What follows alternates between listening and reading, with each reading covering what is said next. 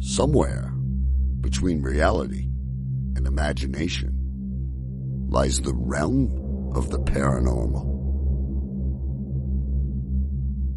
A place filled with spirits, magic, and the unexplained.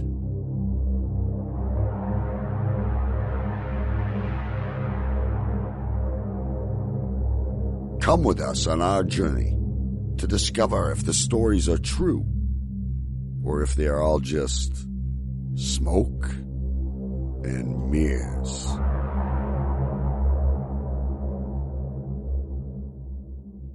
I am Daryl. And I'm Cindy, and we're the hosts of Smoke and Mirrors, an all-new paranormal podcast launching on Halloween night. We're going to be discussing some of the most fascinating and legendary cases in the paranormal world, as well as bringing you experts to discuss spirits, cryptids, aliens, and all manners of unusual happenings. We're also going to share your encounters with the paranormal. You can send them to us at smokeandmirrorspod@gmail.com, and we'll read them on the show, just like this one. In 1978, my family moved to what was then a small town in Tennessee. Since my parents didn't have a lot of money, they felt very lucky to find a home that could accommodate a family of 6. It was a beautiful 100-year-old brick colonial with hardwood floors, a basement, and a full attic. It was everything we could have asked for, and more. It wasn't long after we moved in that we started noticing strange things happening. Base heaters would turn themselves on, doors would lock themselves, dishes would rattle and clatter, and even in the heat of the Tennessee summer, my sister's room remained as cold as ice. My father always dismissed these occurrences by saying, "It's just an old house." But even he couldn't deny that the attic felt strange.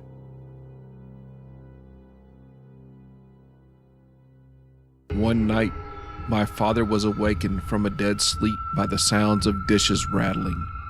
When he heard the sound of a man talking, he grabbed his shotgun and headed to the living room.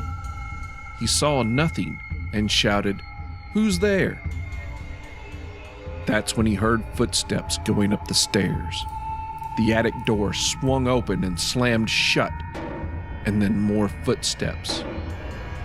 My father ran up the stairs as fast as he could, but when he turned on the lights, nothing was there.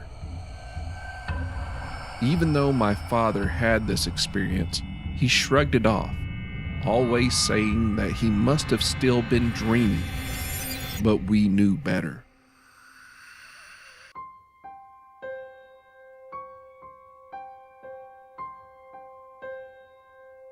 We lived in the house for 2 years and avoided going into the attic as much as possible. We dealt with all the strange happenings in the house as if everything was perfectly normal, but I must admit, we were all relieved when we finally moved away. 2 weeks after the move, the house mysteriously burned to the ground.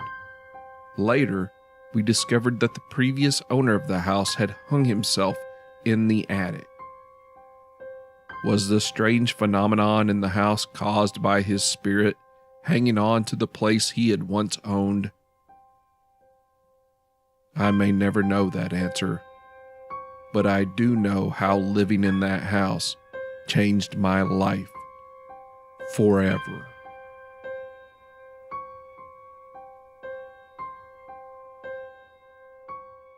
So join us Halloween night when we dive in to discover what is real and what is smoke and mirrors.